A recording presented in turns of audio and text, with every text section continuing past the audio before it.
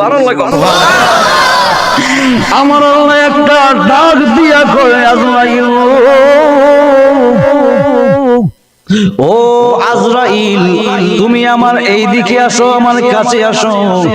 যেই মাত্র হযরতে আজরাইল আমার আল্লাহ পাক রব্বুল আলামিনের দরবারে গেল, যাওয়ার পরে আমার আল্লাহ কয় আজরাইল রে,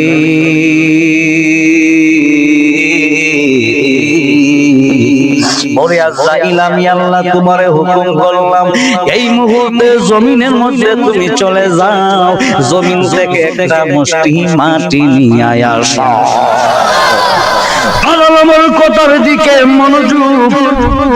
আল্লাহ হুকুম করলেন আজরাইলকে, আজরাইল জমিনের মধ্যে নামলেন, জমিন থেকে এক মুষ্টি মাটি আনার জন্য। যেই মাত্র জমিনে কদম রাখছে রে, জমিনের মধ্যে কদম রাখার সঙ্গে সঙ্গে জমিনের বুকে ভূমিকম্প আরম্ভ হইয়া গেল। জমিন একটা লাগ দিয়া কয় আজরাইল, মরে আজরাইল তুমি কি জন্যে আমি জমিনের বুকের মধ্যে কদমটা রাখলাম? আজরাইলে ডাক দিয়া কই জমিন রে, আমার আল্লাহ পাক রব্বুল আলামিন পাঠাইছে তুমি জমিন থেকে এক মুষ্টি মাটি নেওয়ার জন্য। এইবার ওই জমিন একটা ডাক দিয়া কই আজরাইল, ওরে আজরাইল তুমি আমি জমিনের বুকের মধ্যে হাতটা রাখো না, যার মাথার মধ্যে সমগ্র জাহানের পানি যদি একত্রিত করা হয়, একটা ফোঁটা পানিও মাটির মধ্যে ফেলানো যাবে না। সমগ্র পানিগুলা যদি আজরাইলের মাথার মধ্যে দেওয়া হয়, আজরাইলের মাথা থেকে এক মুষ্টি এক ফোঁটা পানি জমিনের মধ্যে পড়বে না। আজরাইল তোমাকে আল্লাহ পাকের দোয়াই দিলাম রে, তুমি আজরাইলের হাতখানা আমি জমিনের বুকের মধ্যে রাখো না।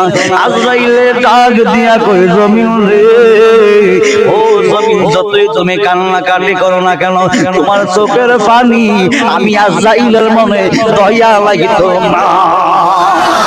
জমিনের চিৎকার দিয়া কয় আজরাইল, ও আজরাইল তোমাকে আল্লাহ পাকের দোহাই দিলাম রে আজরাইল, দয়া কইরা আমি জমিনের বুকে তুমি হাতটা রাখো না। আজরাইলে বলেন, ওরে জমিন তুমি যে আল্লাহর দোহাই দিতেছো, তুমি যেই মাওলার দোহাই দিতেছো, ওই আল্লাহ আমি আজরাইলকে পাঠাইছে তোমার বুক থেকে এক মুষ্টি মাটি নেওয়ার জন্য। আমি আজরাইল মাটি না নেওয়া সারা জমিন থেকে উড়াল দিতাম না।